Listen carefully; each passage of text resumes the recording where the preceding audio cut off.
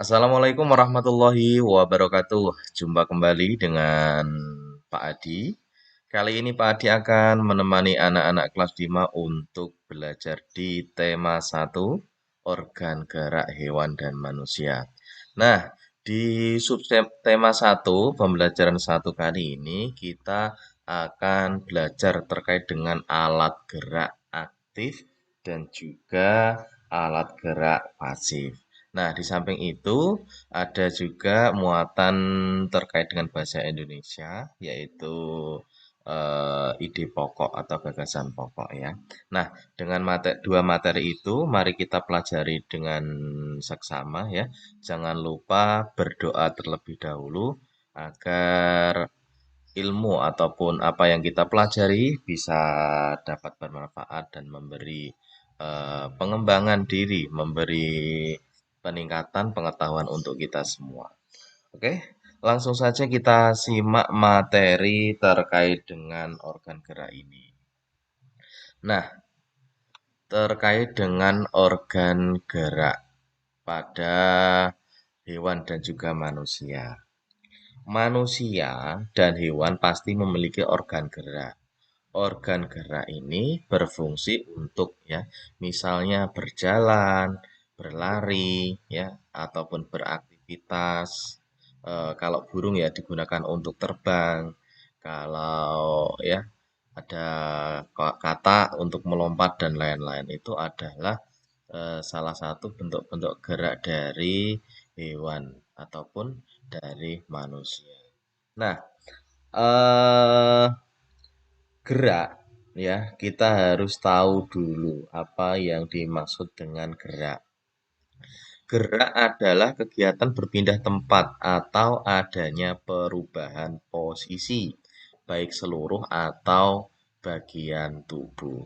Nah, itu adalah pengertian dari gerak. Minimal kita tahu terkait itu ya. Misal kita berjalan itu juga berpindah gerak ya, berpindah tempat maksudnya. Ataupun kita sedang beraktivitas makan ya kita menyendok nasi dan lain sebagainya itu termasuk juga gerak. Nah, gerak itu kita lihat ya di samping sini ada tangan ya, ada tangan. Ini sedang menggenggam, ya ini merupakan aktivitas gerakan ke atas ke bawah seperti itu.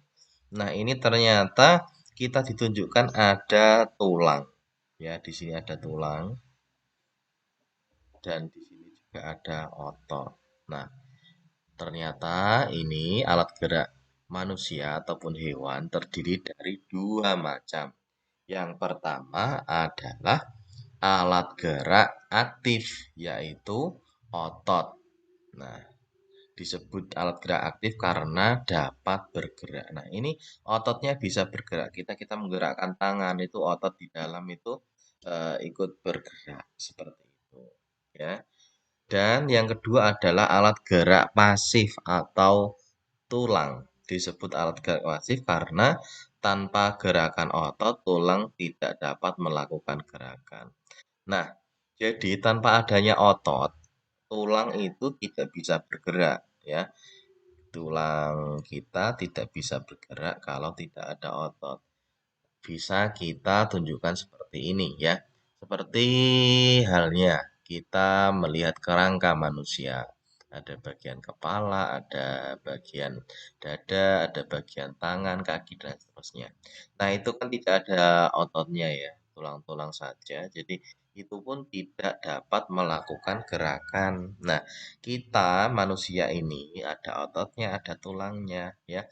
Nah, itu kita bisa melakukan gerakan seperti berjalan, berlari, melompat ya. Kalau burung ya bisa terbang, nah otot-otot di sayapnya itu mengepakkan sayap dan seterusnya itu. Itu adalah pembelajaran satu terkait alat gerak hewan dan manusia. Di sini kita mempelajari alat gerak aktif dan juga alat gerak pasif.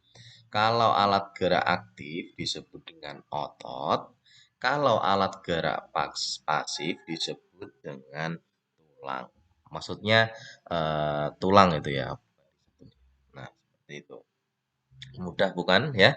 Jadi alat gerak ada dua, aktif dan juga pasif atau otot dan juga tulang. Nah, mudah kan? Nah, kita lanjutkan.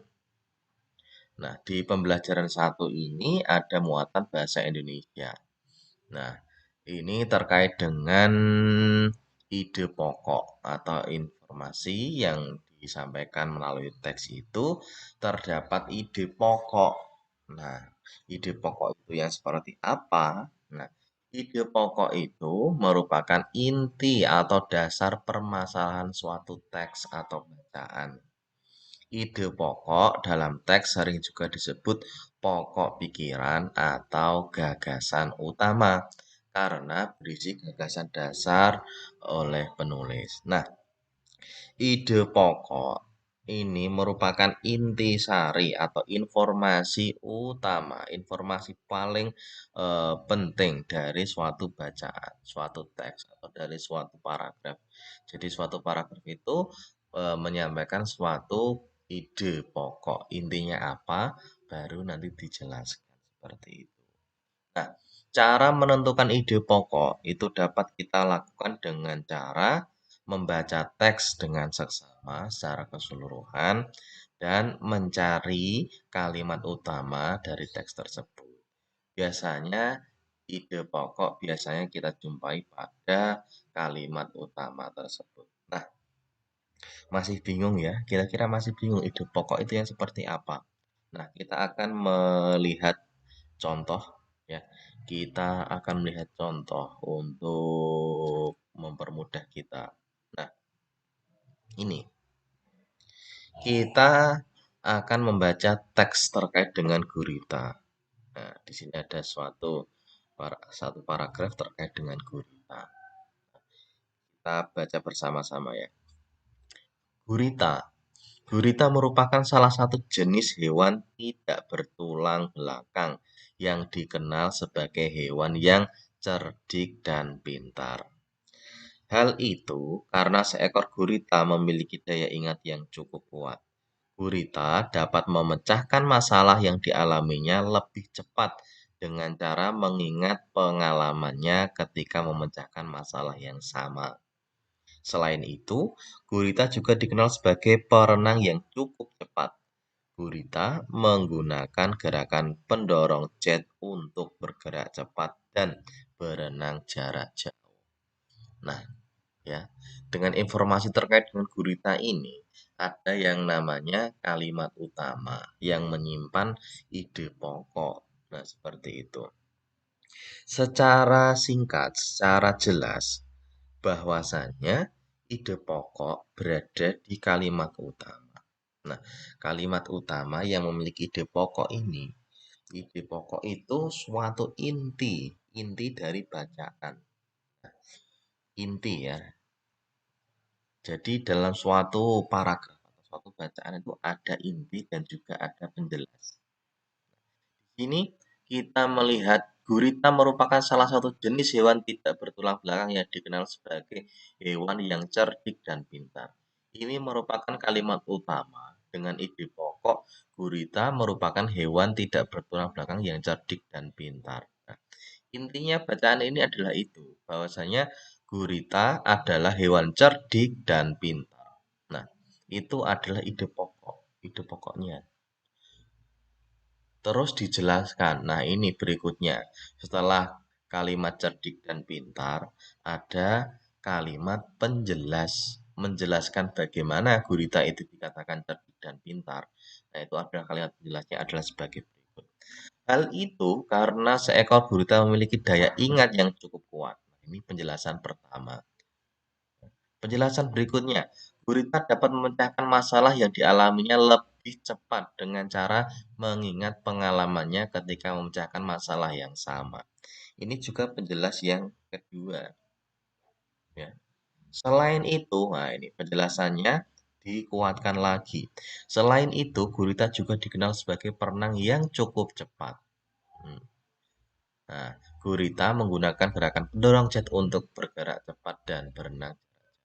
Nah, itulah kalimat-kalimat penjelas ya. Jadi yang hitam ini ya, mulai hal itu sampai jarak jauh sampai titik sini. itu adalah kalimat-kalimat penjelas dari kalimat utama. Kalimat utama berwarna biru ini ya. Gurita merupakan salah satu jenis hewan tidak bertulang belakang yang dikenal sebagai hewan yang cerdik dan pintar. Ide pokoknya adalah gurita merupakan hewan tidak bertulang belakang yang cerdik dan pintar. Saya rasa itu ya cukup mudah bukan untuk kita pahami. Jadi, kalimat utama itu berisi ide pokok. Ide pokok itu merupakan inti dari suatu teks atau suatu bacaan dari suatu paragraf juga ya. Jadi, pasti di dalam suatu paragraf itu ada kalimat utamanya, ada kalimat penjelasnya. Secara singkat, yang biru ini adalah kalimat utama, yang hitam ini adalah kalimat penjelas. Nah, kita bisa menemukan ide pokok itu di kalimat utama. Kita tidak akan menemukan ide pokok di kalimat penjelas seperti itu. Ya, oke. Saya rasa itu untuk pembelajaran hari ini. Semoga memberi manfaat untuk anak-anak semua. Jadi kita hari ini telah belajar terkait dengan alat gerak hewan dan manusia, ya. Dan juga kita belajar tentang ide pokok ya. Alat gerak hewan dan manusia ada dua tadi, ada aktif dan juga pasif ya. Kalau aktif itu otot, kalau pasif adalah tulang. Nah, yang berikutnya adalah ide pokok atau terkait dengan suatu bacaan atau teks ya. Terima kasih, sampai jumpa lagi di pembelajaran yang kedua. Terima kasih, saya cukupkan. Kalau ada pertanyaan silakan bisa komen atau menghubungi Pak Adi. Ya, terima kasih untuk Bu Pena yang telah memberikan bahan materi yang cukup ringkas dan juga tentunya berisi yang bisa lebih mudah dipelajari untuk anak-anak untuk belajar. Terima kasih. Pak dicukupkan. Wassalamualaikum warahmatullahi wabarakatuh.